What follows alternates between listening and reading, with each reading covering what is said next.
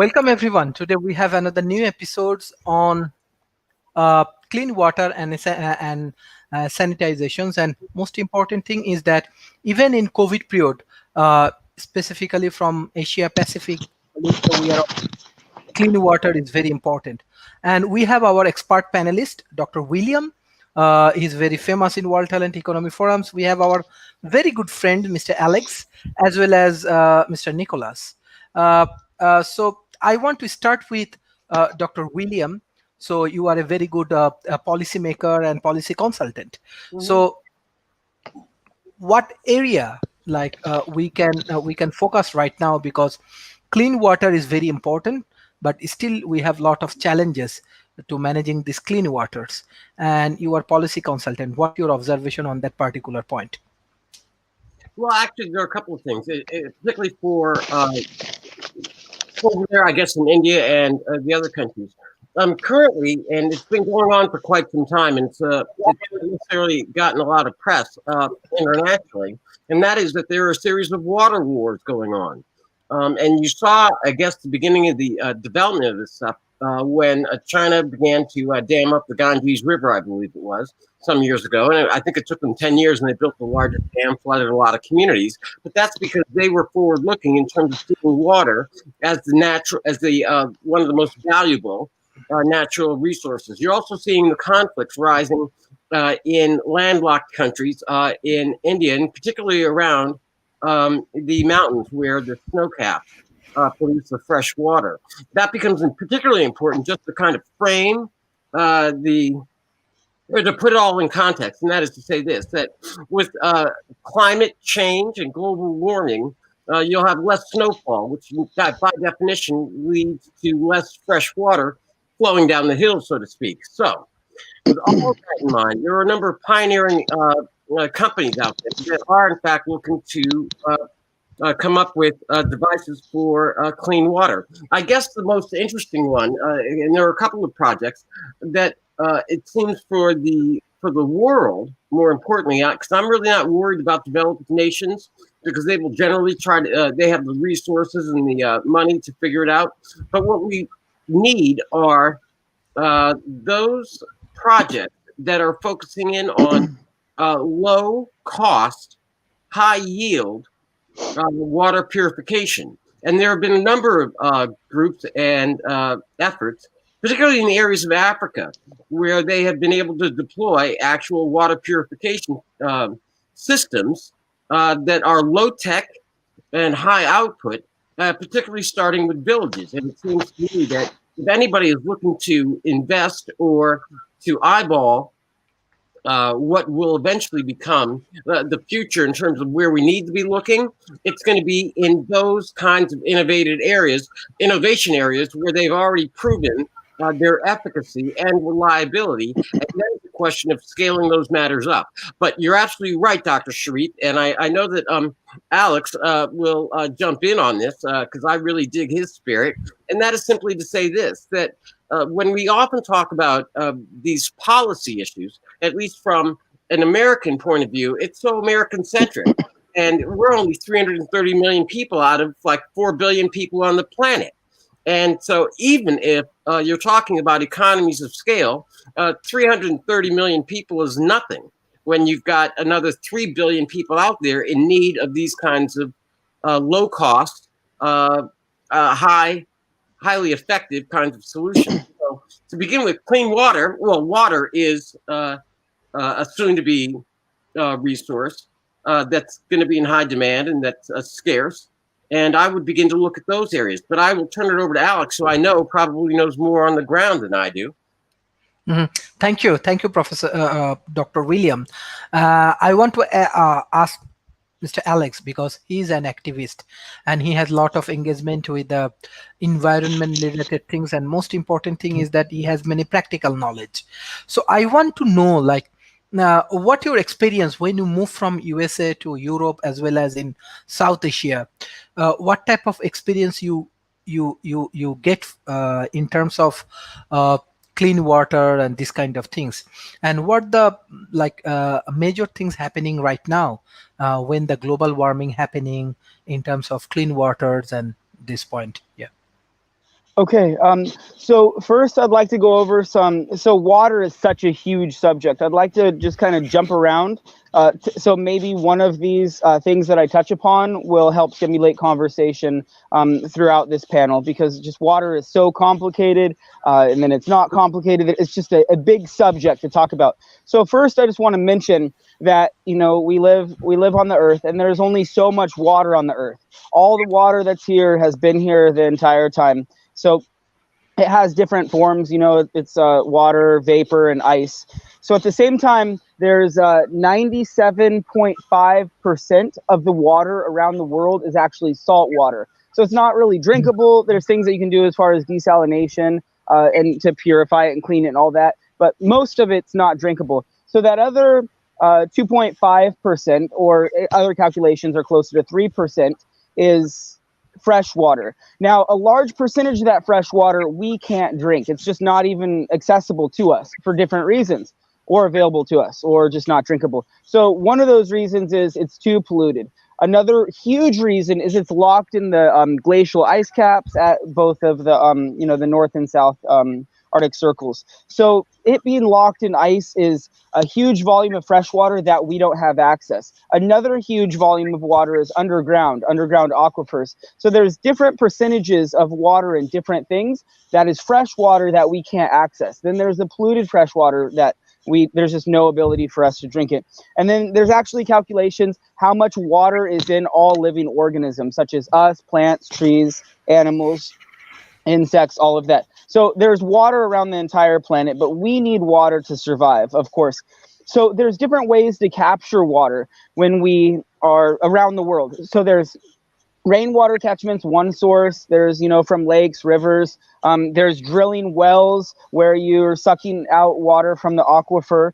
There's really cool systems where they use this netting in really arid countries. So when the moisture blows through, it captures that water, it drips. It's just a really, really interesting technology. Then there's desalination, where you can filter out ocean water and you can purify water. Unfortunately, there's a lot of communities that capture water and then they dump chemicals in it. We used to use chlorine in water, and we don't use that anymore because it evaporates too fast. That's to keep, the biological activity from proliferating. So now we use chloramine. Another thing that we don't use here in Santa Cruz, the community I live, we don't put fluoride in the water.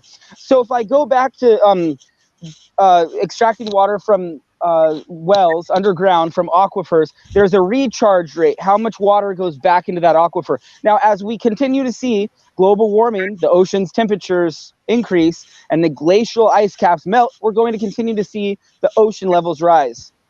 Unfortunately, we have a lot of aquifers around the world, and the ocean level's rising. It's starting to penetrate a lot of the freshwater aquifers where we used to drink from. Now it's more complicated because of the seawater. I remember when I did go to the Philippines after Hurricane Haiyan, and there was these water sources that used to be fresh water that were no longer fresh because of the storm surge that caused that.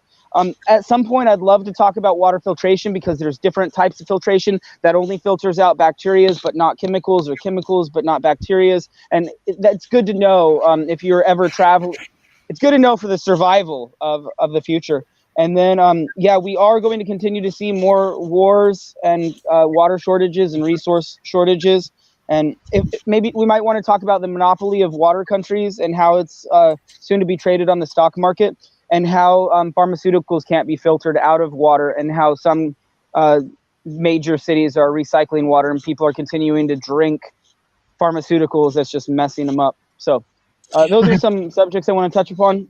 Okay. I didn't get to Sharif's questions, but Yes. looks like Yes. Dr. William had a... Okay, Yes.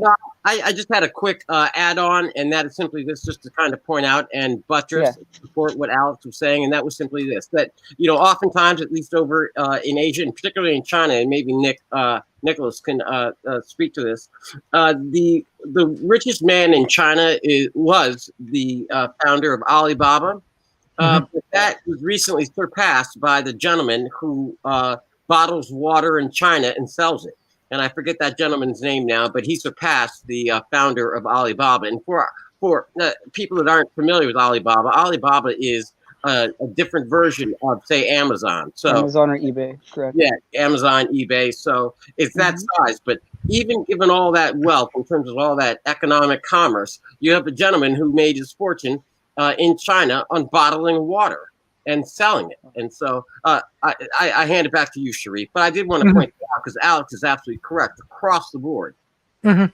Excellent. Mr. Nicholas, you are from USA, but you have a lot of experience in Asia Pacific. Before you were in Thailand, then you moved to China, even Pakistan and many other countries, even Malaysia, you have experience.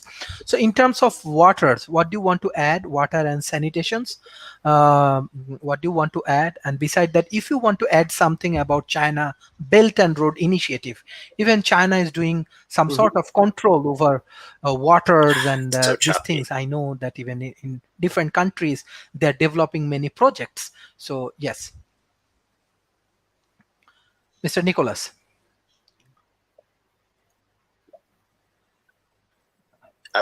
Very specific. What was the question? How do you want to share your experience on clean waters and sanitation issues in Asia Pacific, as well as if you want to add something Belt on Road Initiative? Can you hear me? I think he's having an internet problem, unfortunately. It's very choppy. Okay, can you hear me? Okay. Okay. Please give me a few moments to respond so I can fix. Okay. Well, here I'll jump in. Just and Alex will tag team here. Essentially, just to bring people up to speed, the Belt Road Initiative from China is essentially their economic program that they figure that they are rolling out.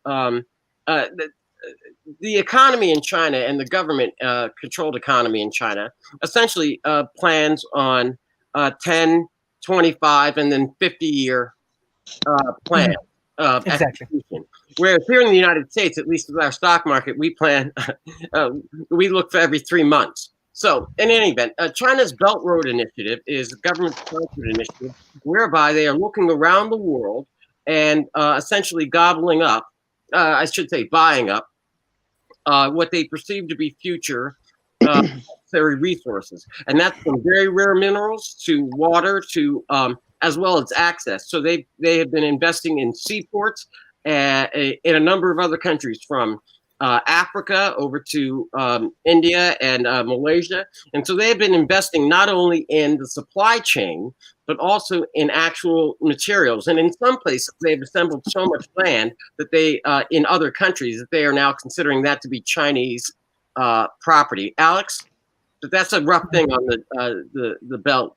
Sorry. Definitely. Mr. Nicholas. Oh, sorry. Can you hear me? Yeah. I think. Sorry, yes. I'm trying my best. There's insecurities of VPN in China. Okay. A little bit better now. Can you share a few of your views from China? Man, it was so terrible. This is Mr. live Alex. TV. Yes, Mr. Alex. Yes, please. Okay, so I can expand partially on what Dr. William was saying and the Sharif's question. So climate change will continue to cause disruptions in the hydrological cycle around the world. So those, okay, I got some feedback. The hydrological cycle has to do with how much rain is typical in a specific area. And a lot of countries are dependent on that rain to fill their dams. That's where they extract water. So unfortunately, we will continue to see more droughts in different areas, or region that used to have water will no longer have water. So one thing that I've found with my experience traveling, covering disasters.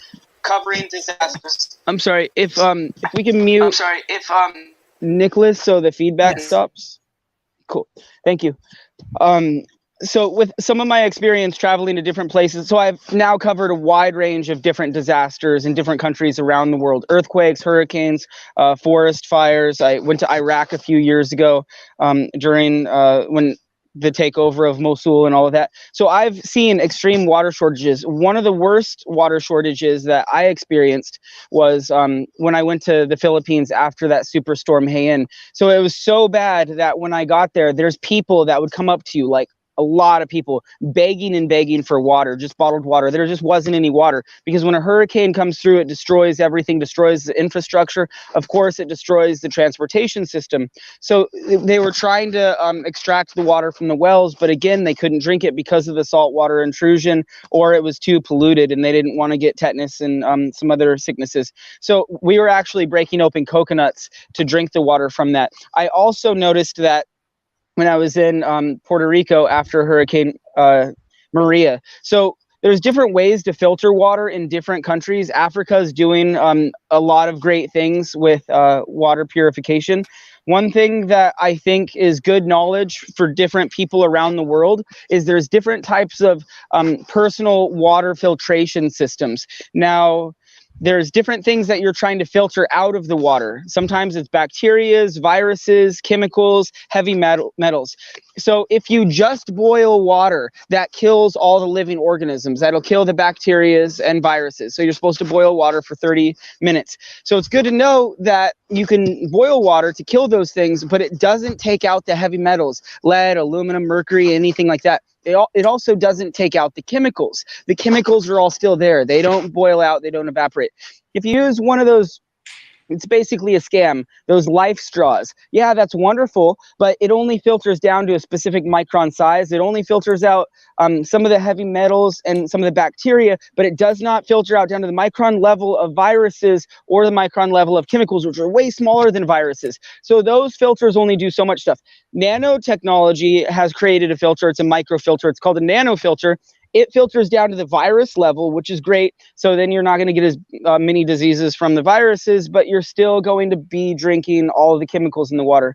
Now, there's also these water tablets, and sometimes they're just not strong enough to break down the outer membrane of cryptosporidium. So that's why you got to boil. And so there's different techniques in different stages. Desalination is one of the best, where you boil water and the condensation actually separates from all the chemicals, all the viruses, all of the heavy metals and everything, and then it's clean water. So knowing some of those. Oh, again, one more type of filtration. Ultraviolet light, again, that just kills all the viruses and bacteria, but it doesn't take out the metals and all the other stuff that you don't want to drink. So filtering water is a complicated process, and you don't want to have a false sense of security just filtering out some of the things and then getting sick from a virus or drinking a lot of bad chemicals. So this is going to be more concerning in the future as we continue to see more disasters and more issues with climate change, because we're all going to have to know, is this water safe to drink? And it's going to get worse no matter where you're at, and just knowing the potential dangers. So that's an important subject when it comes to globally. Thank you, Mr. Alex. We have Dr. Churchill. Okay. Dr. Churchill, what do you want to share about clean water and sanitation in 21st century? What type of initiative we should take for managing this clean water and sanitation issues? Some years back, when I was the head of the Environmental Parliament and I worked on this issue, we managed to establish within the Charter of the United Nations clean water as a human right. And I think that was the most monumental work that I've done in my life, because it is the pivot from where, everything else hinges. So if we can establish globally this particular human right to actually be observed, then, as you know, human rights, they're nothing more than cultural aspirations.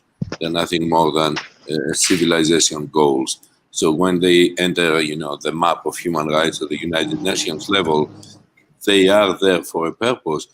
So all nations, 215 of them, can aspire to achieve those goals for all the people. Of course, that's far from the reality. It's like the UN development goals or any other goals that we have.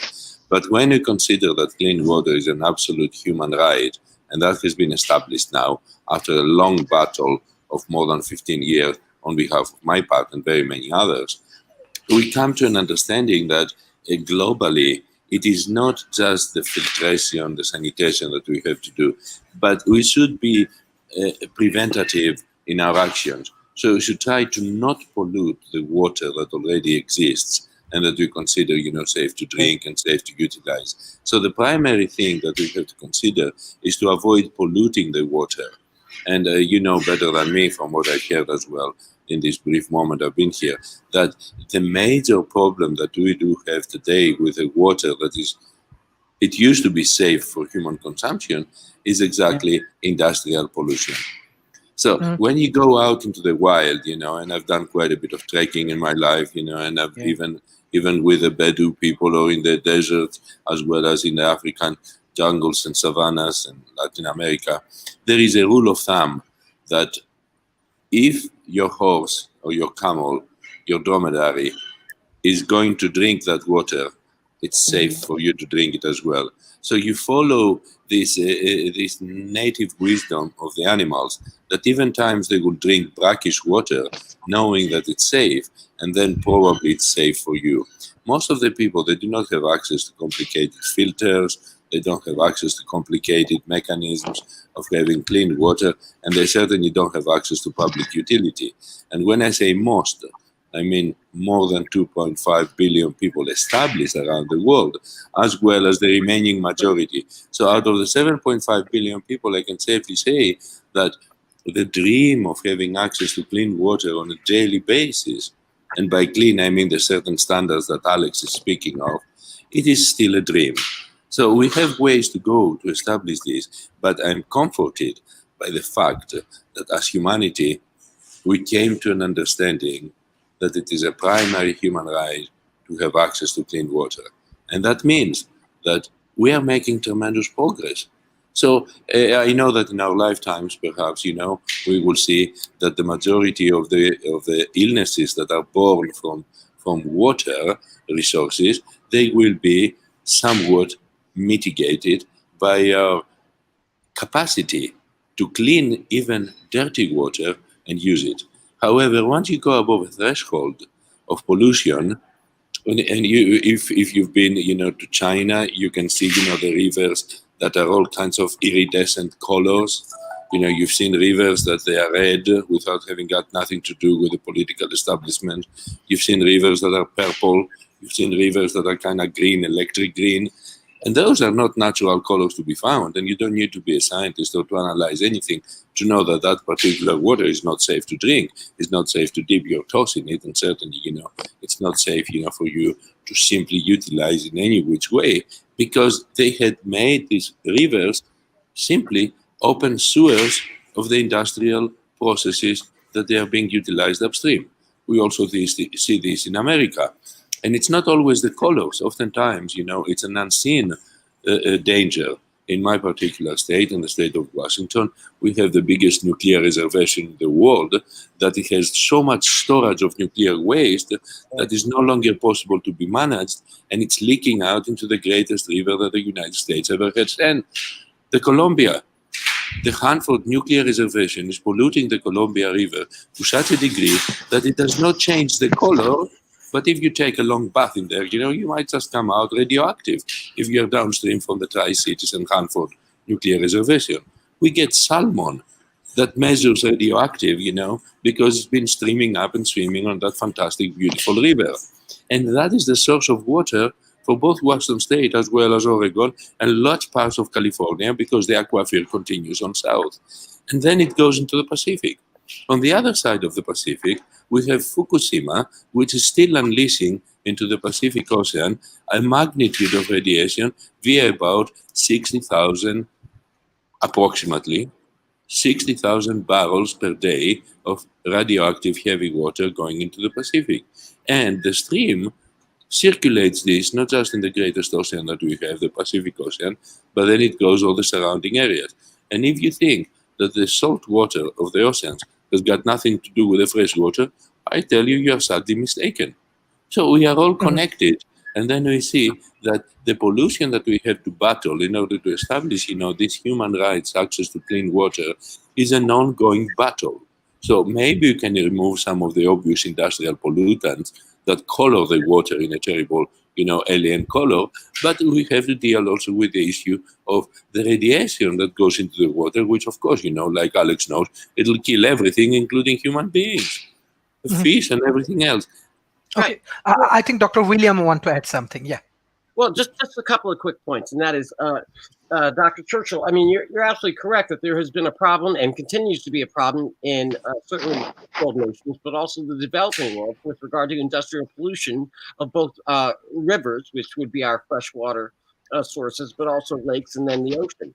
But it seems to me that, one of the benefits that we have now, and this is really one of the cumulative effects of what we've learned over the last 30 or so years. There was a time here in the United States when in the areas that are traditionally known as the Rust Belt areas of the United States, where whole rivers were on fire. There was a River Creek fire outside of Pittsburgh, where the lake, where the rivers, running rivers, were actually on fire. Now, what they found with that is that through a systematic cleanup, and it took about 20 years because they began from zero again with no technology whatsoever.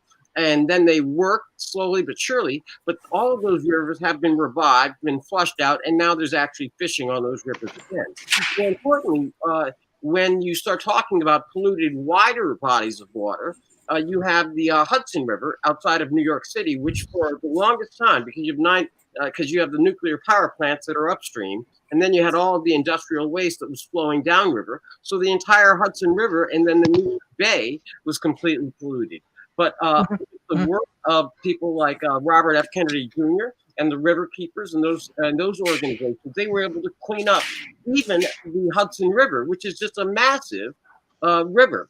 So that on the one hand, the indicia of hope is there, because we've seen it done here in the United States. And to the extent that we've already pioneered and invested in that kind of technology, we know what works and what doesn't work, which means it's now at a point where you have economies of scale, so that all we have to do is transfer that technology, because now it's a lot cheaper than it was at the beginning, to those areas of the world where these problems are increasingly essentially, and I hate to use the term, it's been overused this year, pandemic proportions, because water is a catastrophe, and the water pollution process or problem is a pandemic. But it seems to me that you're absolutely right, Churchill, that it deals with a number of things, cleaning up and so that we stop polluting.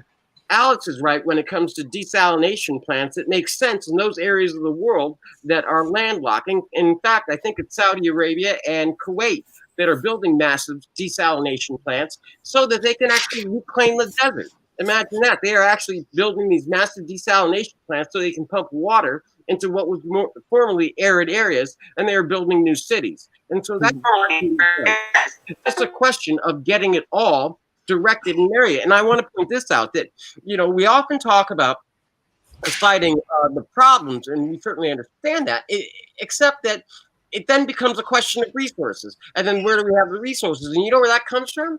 That would come from places like the United Nations. It would come from the International Monetary Fund, because quite frankly, it is quite clear that if you have clean, potable water that people can utilize in their everyday lives and cookings, you lift the standards. And when you lift the standards, you lift their economic activity. And when you lift their economic activity, you lift the worth of the nation.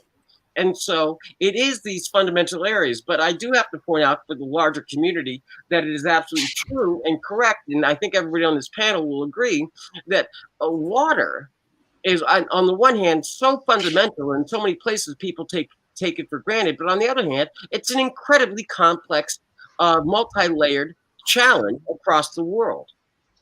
Thank you, Doctor. Thank you. Dr. Trezevant, I wanted to rebut on your suggestion that I appreciate very much your knowledge, and me being the American Churchill, I must tell you that I worked very hard for this, what we call the clean water. Even I was very young, we participated in the Earth Day celebrations. And that was the birth time of the EPA. And that was actually during a very conservative government under Richard Nixon, who otherwise known for very many things. He must be also be credited, because with the support of both houses of Congress, and mostly because under pressure of the people, because of the river that goes on fire. And you know, this amazing commercial of an Indian person crying, coming out of their canoe and seeing, this incredible devastation. We created a body called the EPA, Environmental Protection Agency.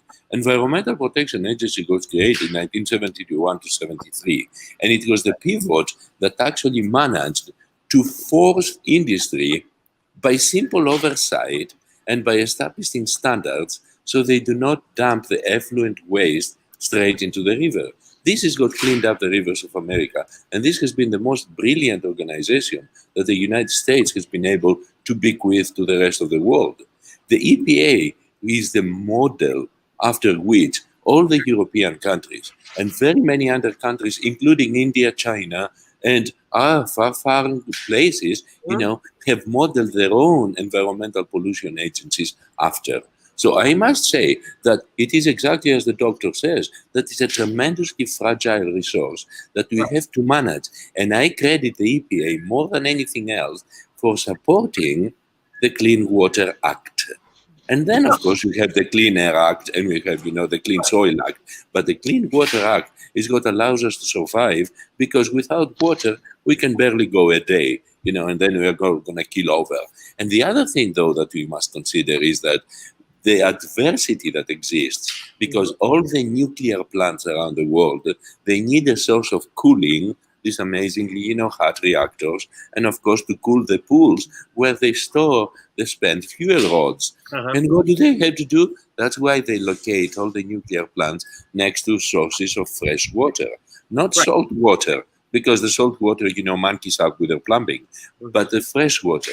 And this is whenever there are accidents, even the regular leakage that comes from having those huge pools into which they keep, the spent fuel rods, it is a part of their business to pollute the surrounding water. Even on a temperature scale, when you take the water that comes into the cooling pools and you take it out, the differential oftentimes is 30 degrees. And that is radiation that actually produces this heat. So I pose to you that we have a tremendous challenge in our hands. We did the EPA in the early 70s. Perhaps now we have to do a new environmental nuclear protection agency to protect us from the 2,000 various nuclear reactors around the Earth that are actually polluting our freshwater supply, and to find a mechanism that at least they can circulate the same water instead of just taking it fresh and returning it right back into the river. So at least they can become more self-contained units. Yeah, and Dr. Kirkhope, there are two things. First of all, certainly there was the EPA, and that is an oddity. I don't think that Nixon gets enough credit for that, but it was also the EPA that created the Superfund sites. Yes, and so with regard to moving forward, we don't have to recreate the wheel. Actually, all we have to do is fully fund, at least in the United States, and I appreciate that, if it's a friendly amendment, my American Churchill, and that is to say that if we fully fund the EPA Superfund cleanup sites, which has long been under attack by subsequent Republican administrations, which really kills me, because they should be the ones supporting it. I mean, frankly, the Republicans should be running out in front saying, we're the environmentalists, not leaving it to the Democrats. That's piece one. Piece two, though, is simply this, that when we move forward and we talk about the cooling systems, and I know this is a bit of a switch and a pivot in this conversation, but the solution for a new way of generating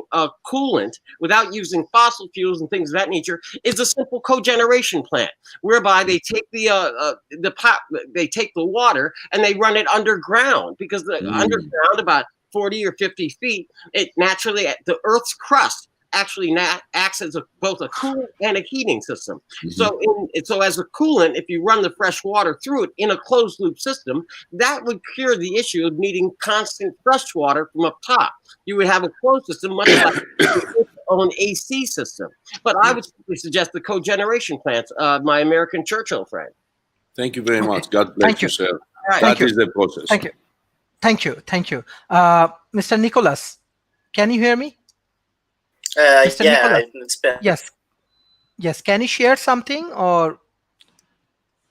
I'm listening to all these ideas about what's happening, and big project and UN, and But I would kind of more like to hear about some practical things going on. For example, in the Philippines, what they did was to help reduce water waste was to clean up what they call sludge, which is feces, and by going actively and putting up what do you call it, where they capture waste for houses. They set these up in neighborhoods, and they tax people a little bit of money so that the trucks will come around and absorb the sludge, bring it to facilities to turn it into renewable energy. And something like this not only provided jobs for the locals, it also increased tourism, and overall people had a better sense of their environment. So they polluted, they went to the rivers less, and they focused on, keeping their environment more clean. So more project ideas for small time places. Thank you. Mr. Alex. Mr. Alex, we have some specific questions from audience. Yeah, I saw one of them I was going to respond to. Yes, regarding the leak? questions. Yes, regarding leaks, and another one that is very common. How can we solve the clean water crisis? Okay, I think this is the objective of this session. Yes. Okay. So what they do here in the United States, I'm not sure if they do this in other countries.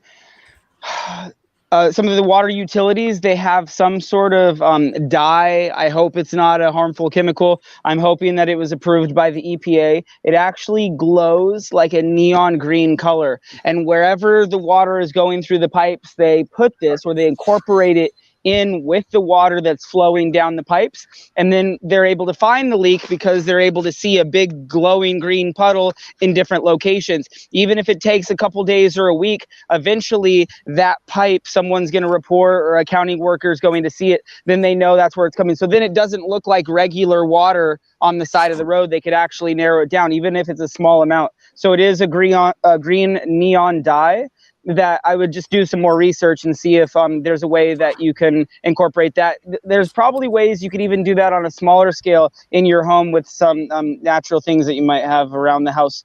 So as far as solving the water crisis around the world, is the same thing that just basically solves everything we're on the show about. It has to do with education. Education is just so important. Just spending your time reading and researching, watching videos, just information, just learning what you can about water resources, and water solutions. This is another huge opportunity for people around the world. It's just like going into renewable energies or starting a company and learning more about green products, just green technologies. There's a huge career path towards water, and learning everything about water, how to transport water, how to filter it, where it comes from. And it's also going to help keep you and your family safe in the future, because water is so important, and we're going to continue to see more shortages in the future.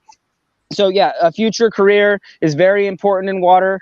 I know I invested in American Water Works about 2008, 2009, because they knew that the whole pipe system, the infrastructure here in the United States, was slowly going to start deteriorating. So I did want to mention that one of the major things here in California are the forest fires. So every time a house burns, not only do all of those chemicals in the house, all the paint thinners and lacquers and all the stuff in the garage, all the chemicals and hair products goes into the environment, it pollutes the surface, and eventually it seeps into the rivers and the creeks and eventually the ocean. So there's a lot of things we could do to try to prevent fires, to try to prevent house fires, to try to prevent pollution industries from dumping into the rivers, because eventually it all just pollutes our water sources. There are some communities around the world that have depended on glaciers for their annual water source to grow their farm and all this, but now those glaciers are diminishing, or they're almost gone. So there's water insecurities, not just in like drought-stricken areas, also in areas where people were dependent on glaciers. One important aspect of all of this is we have the ability to have conversations like this to talk about water. How do we filter it? Where do we get it? Oh, we're just going to go to the store and buy some bottled water. Animals don't have that ability. That's why it's just so frustrating when people litter with all the pollution, because animals still have to drink from the water. They still have to drink from the creeks that we're polluting, the rivers, the ocean.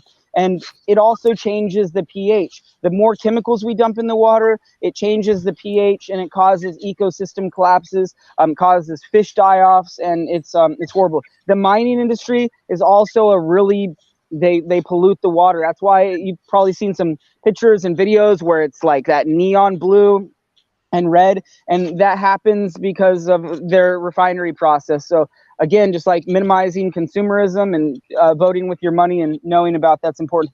So there's different forms of pollution: sound pollution, light pollution, visual pollution. I think heat pollution is one of those forms.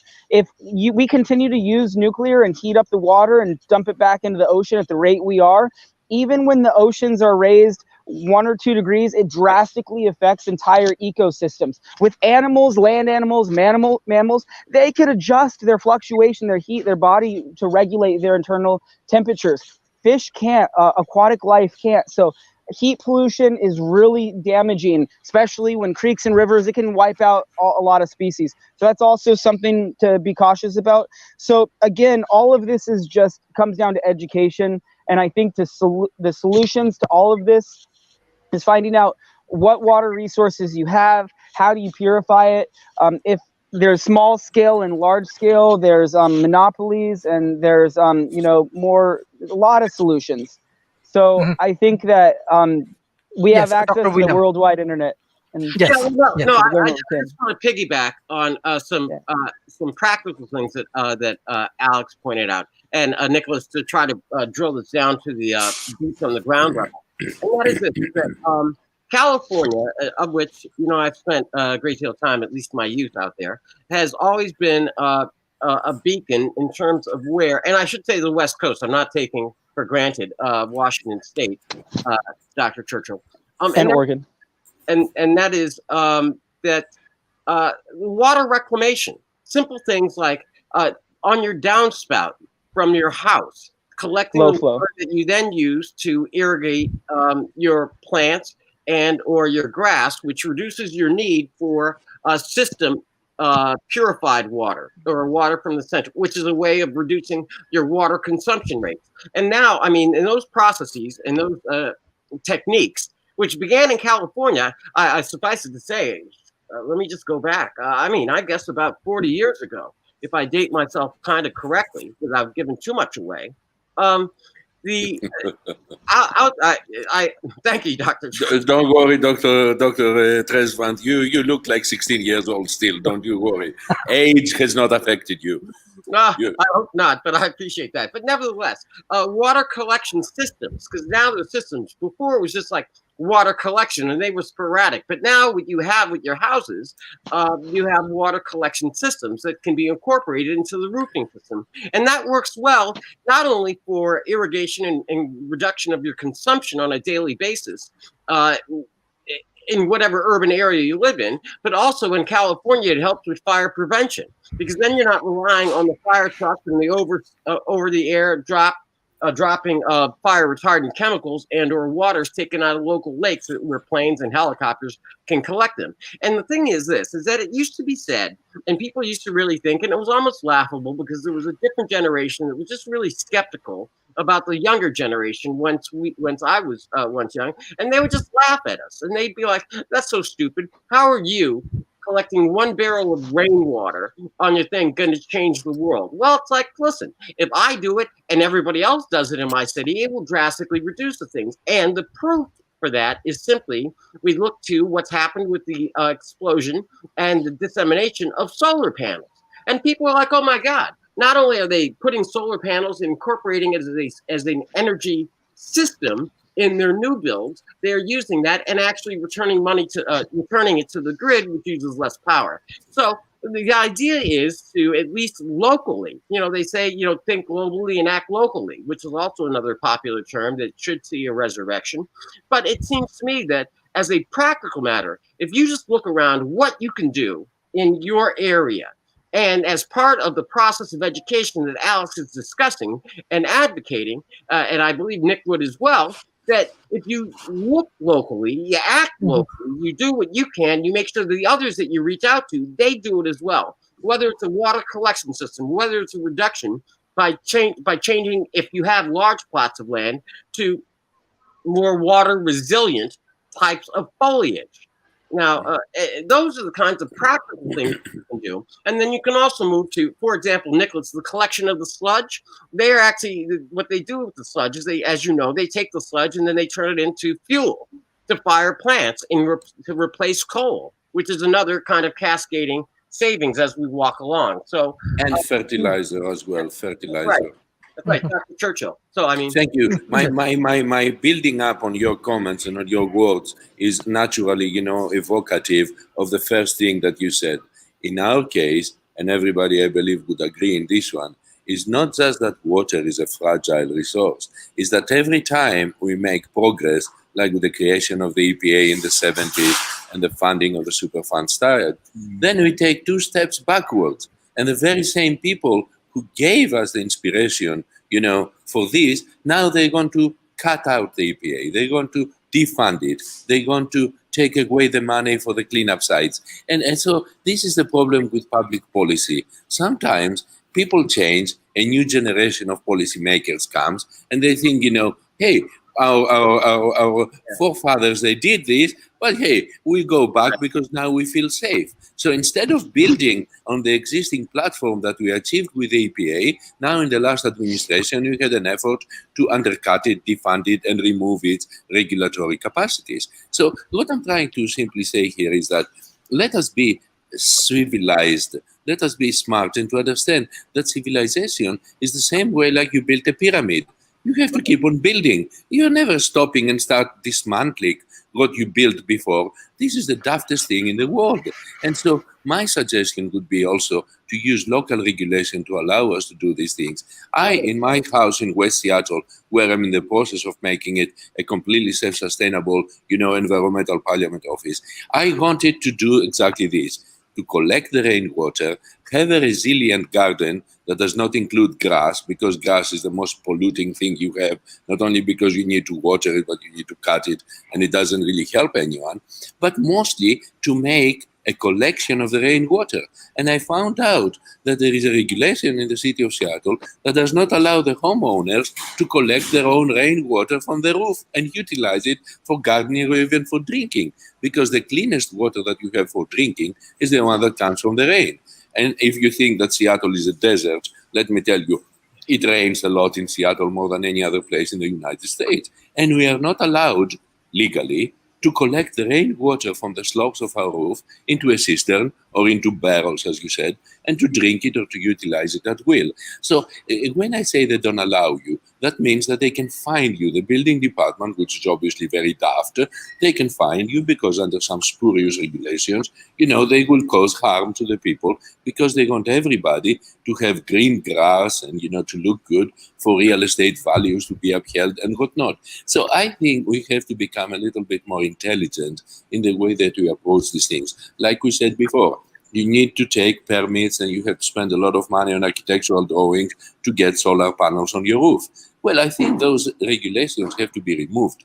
Not only you should be able to be off the grid, have your own solar panels, collect your own rainwater, but you should also be responsible enough to not put any pollutant down in the culverts of the city. As we know, so many people, they change the oil in their automobiles and then they dump it in the grate into the street. So we have to be, what I say, civilization is a great idea. I don't know when it will arrive or not, but it's only education that we need in order to make ourselves a little bit more civilized. So I'll harken back to your ideas with Sharif and Alex, and of course Dr. Trezvant, that we need the simple elementary education of accepting that water is a human right, but it is also a human responsibility. So let's not divorce the idea and to take it for granted. It is a human right, therefore everything is well. No, because now we are going backwards. The moment it got established as a human right, all of a sudden everybody thought that this good God is going to come down from heavens and he's going to solve the problem. Right. Well, it's not. We have now to have the second level of education. responsibility for clean water rests with every one of us. If every one of us, cleans up in front of our own doorstep, the whole world is going to be a clean place. And that is where education is the most important resource that we still have as human beings. And as, if you will, the chosen species of this earth, we have to keep this garden alive and well for the animals, for the other species, and for our children, if I may say so. Because the water resource is the most fragile resource. And the water that we can access and drink out of all the available water on this earth is less than 0.037%. And let me repeat that. 0.037% is a calculation that was arrived the first days that we tried to make water a human right, because the majority of the other water is either salty, brackish, or polluted to the level that is not accessible to us. So with this little amount of water that we have to use, and I'm not counting now the ancient aquifers that are very deep, and they're sort of, the very far underground water storage, which I hope we do not disturb, because this is what I call the absolute emergency water resource for us. And I can tell you, let's learn how to recycle what we've got now. I can comment for two countries, the state of Israel, and of course, the second country that you would never expect is the state of Tibet. It's not independent, but it is. So the state of Israel is the first country in the world that recycles 98% of its water. Take that number down, 98%. Because it's practically a desert, the Negev desert, which comes from the Great Rift, and it's attendant to the two big deserts, the Sahel, Sahara, and the Saudi Arabian desert. The Negev desert doesn't have any water. So the little water they have, and when you go to the coastal plains and you talk about the Jordan River, well, the Jordan River, if you look at it in Seattle, you can fit it into the culvert in front of my own house. It's just a few feet wide, you can jump over it this way and that way. They don't have any water, so they learn to conserve it. And why? Because the Semitic people, the people of Israel, they were Bedouin at one point. And the Bedouin people, they're the ones who know how to literally sniff water. And again, we must recall that if we recycle the fresh water that we are utilizing for our lives, and that includes the sanitation water, then we would be better poised for the future to not access the deep water aquifer, which is the national treasure, what we call the blue gold, which will never be replaced. So my suggestion is, let's touch that only if we are dying from thirst. But right now, there are countries that are digging into it simply because they wasted everything else and they think they have the resources. I will name a few. Saudi Arabia, Bahrain, UAE, Kuwait. They are digging into that, which is the heritage of all humanity, very, very deep underground, into the aquifer, which is connected throughout the world and is the most precious resource that we have. And they should not be doing this. I'd much rather see them doing desalination plants, and everything else, and rainwater collection, dams throughout. And so we are at a critical phase. And the critical phase includes some kind of environmental regulation at the global scale, like we have the nuclear agency in Vienna from the United Nations, to protect the deep underground freshwater aquifer, which is something that's the most irreplaceable resource on this earth. And that I would like us to see doing. Okay. Yes, Nicholas, yeah. Okay, so, well, Israel is not a fair example. Israel gets $10 billion a year from the USA. So I would hope their desalination program is the best in the world, which it is. But let's go back to something Dr. Churchill was circling around, and that's education. And one thing education does not teach people like Americans, how to consume properly. And if every American in the USA recycled perfectly, it would still be a fraction of what corporations pollute every year.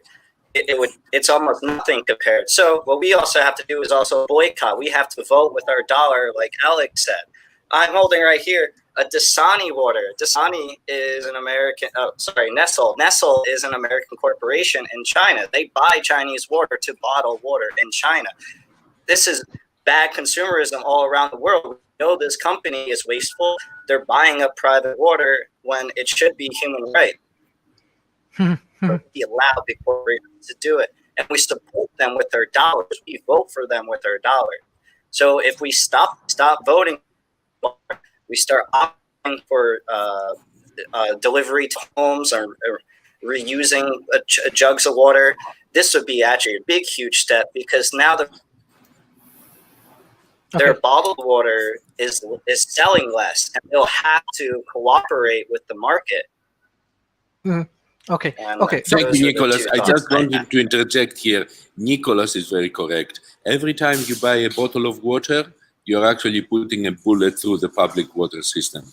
And that bottle of water that you buy from the supermarket, you consider that about 23% of it is oil, because it takes oil to build the plastic, it takes oil to transport it. So it's very environmentally, insensitive. So I would also say that I never buy bottled water, even if I'm dying from thirst. But I want us to continue building resilient public water systems instead of buying bottled water, because for exactly this case, it's environmentally damaging, and it also gives an opportunity for many cities and municipalities to downgrade the natural public water systems upon which we rely for drinking. And again, goes to resilience. We should all become independent in some fashion, but please do not buy bottled water. As a matter of fact, it costs more than buying gasoline to put into your car. Unfortunately, a lot of countries don't have any other option other than bottled water. There's a lot of countries I've been to, like Ghana, you just can't drink the tap water. So that's why we got to work on those infrastructures. Yes. But you can't do that if so filtration politics is important too. Dr. William. Yeah, Alex, I mean, you're right. Social programs to have people recycle the water bottles or bring back a renewable at a discount or something. There should just be incentives for that. Yeah. Thank you. Sorry. Thank you. Nick, you're absolutely correct. And Alex, you're also correct that certain places and countries, let's just take, continue with Ghana, for instance, and, maybe their infrastructure isn't up to par.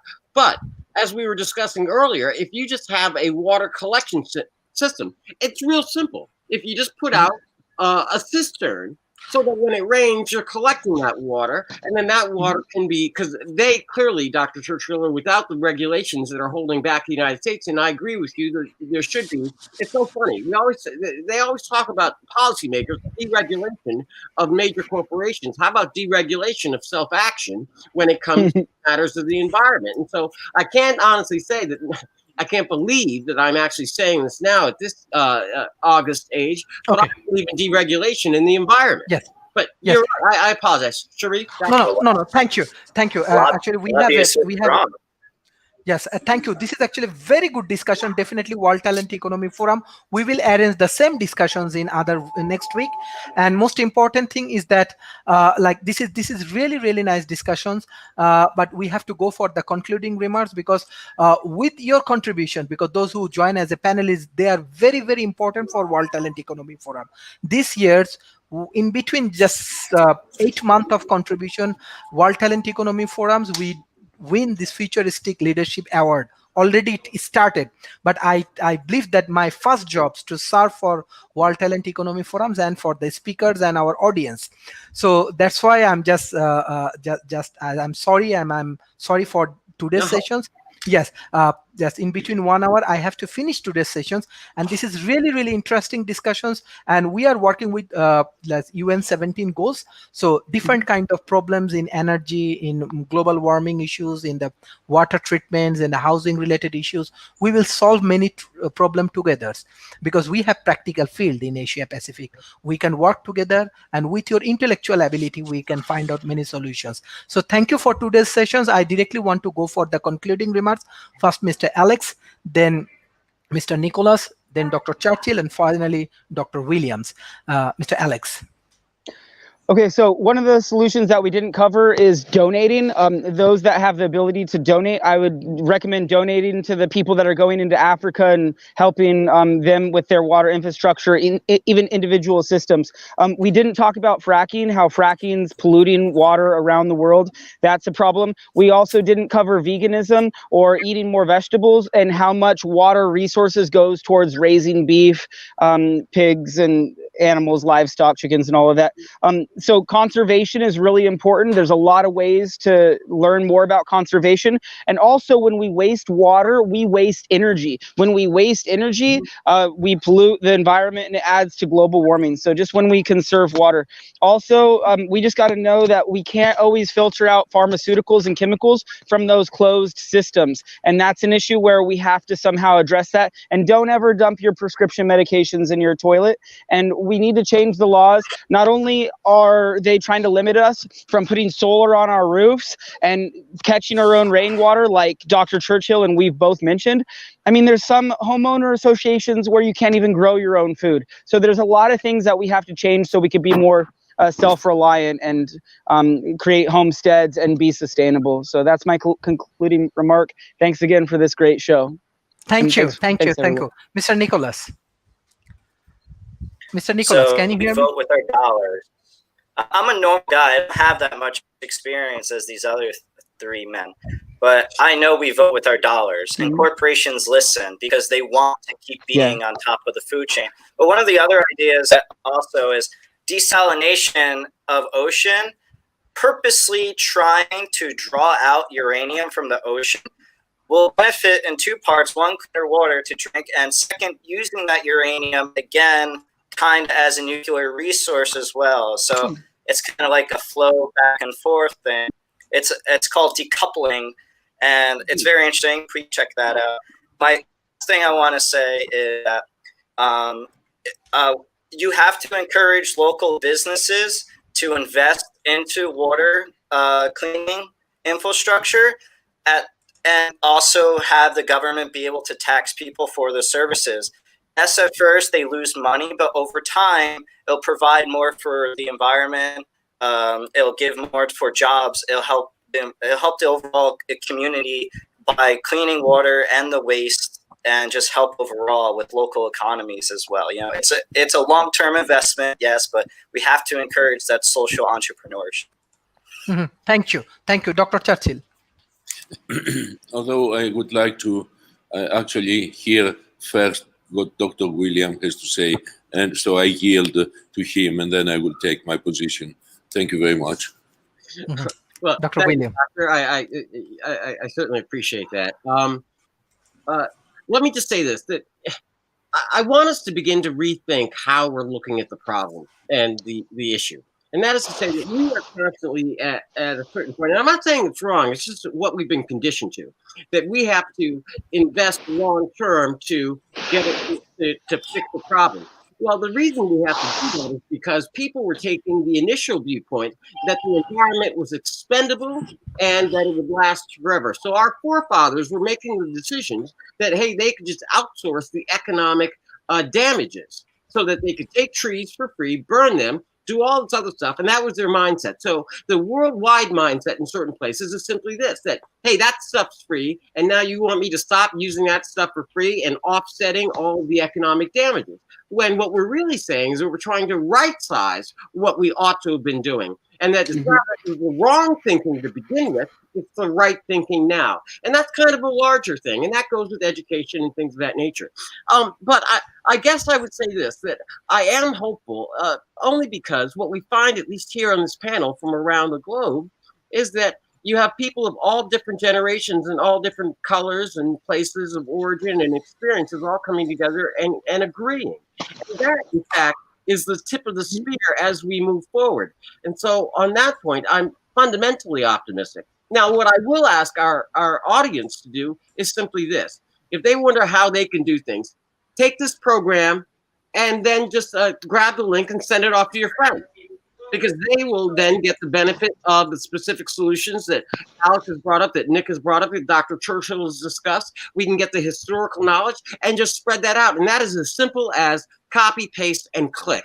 And that is something that everybody can do. And to the extent that Dr. Sharif highlighted the special place that the World Talent Economy Forum is now occupying, that's one of the reasons, because people are hungry for the knowledge. And with just a little bit of effort on our sides, we can send that out, and then more people will be able to self-educate. And I'm going to say it again, and just so for all of my conservative friends out there, I believe in deregulation of the human condition. With that, Dr. Chico, I yield back your time. Thank you very Thank you. much, sir. Thank God you. bless Thank you. I couldn't agree more with what you said, and I just wanted to enlarge upon it. So one part of the deregulation that we have to consider is this. When I was saying that more than half of the population of the earth today does not have access to clean, safe water, I was not looking at the far-flung corners of the third world. I was talking about our cities, Detroit, Pittsburgh, Right. Chicago, and many places that used to be the most thriving metropolis of the United States, 50 years ago and more.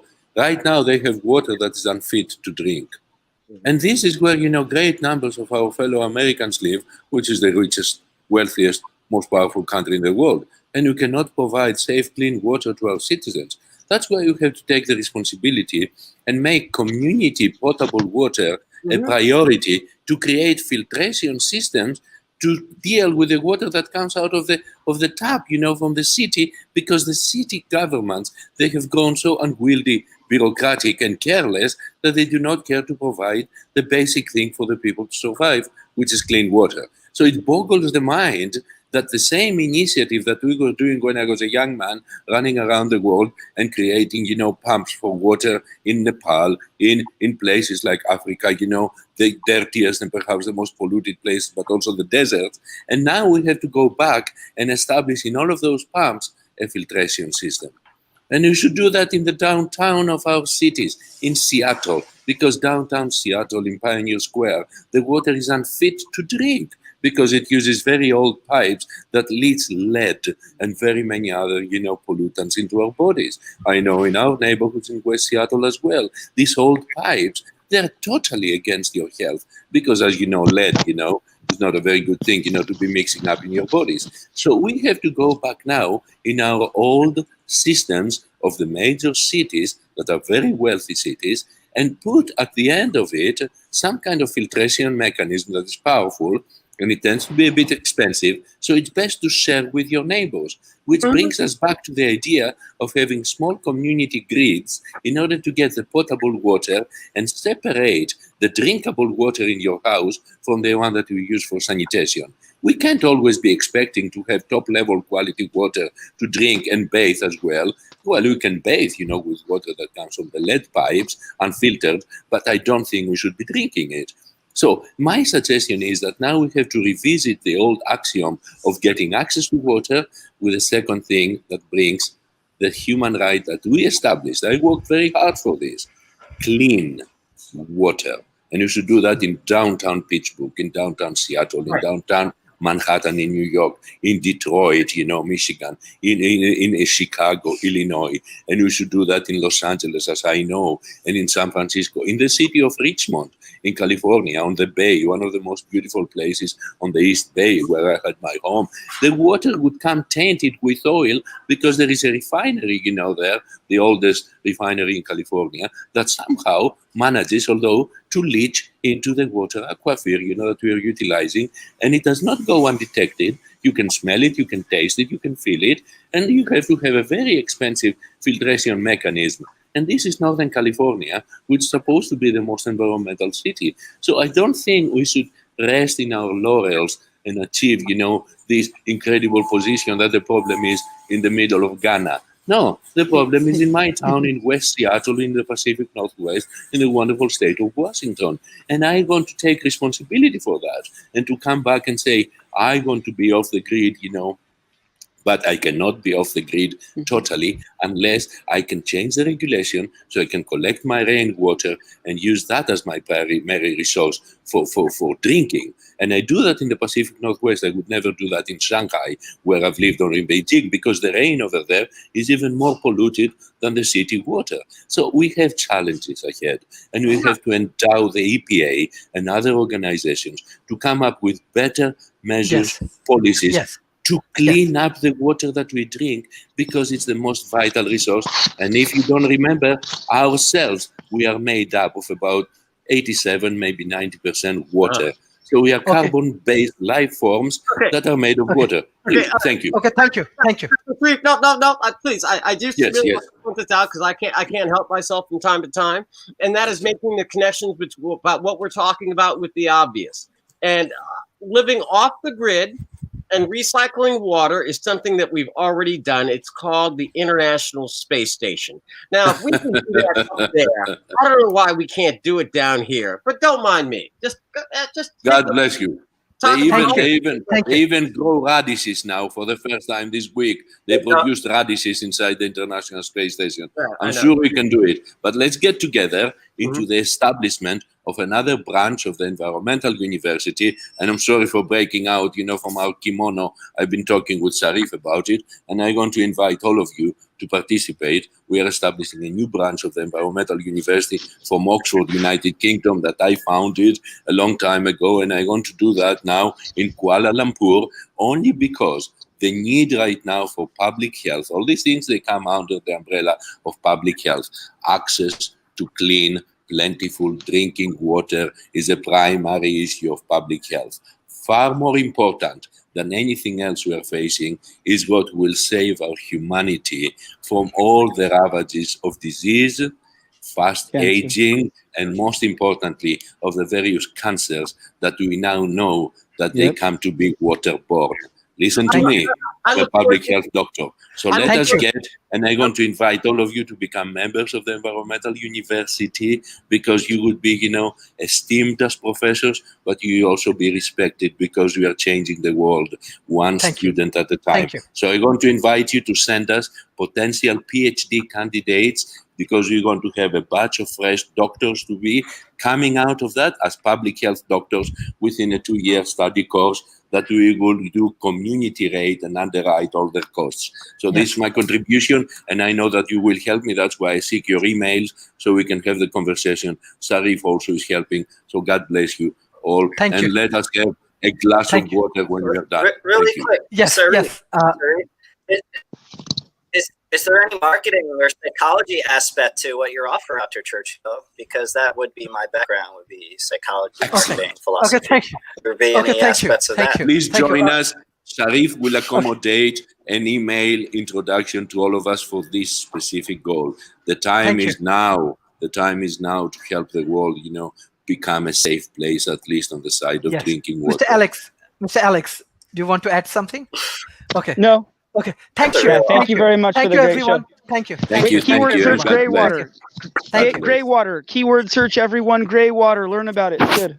Yes, and share Gray today's water. session. Share today's session. Today's session is very live. Thank you. Thank you, everyone. Have a good day. Have a good night.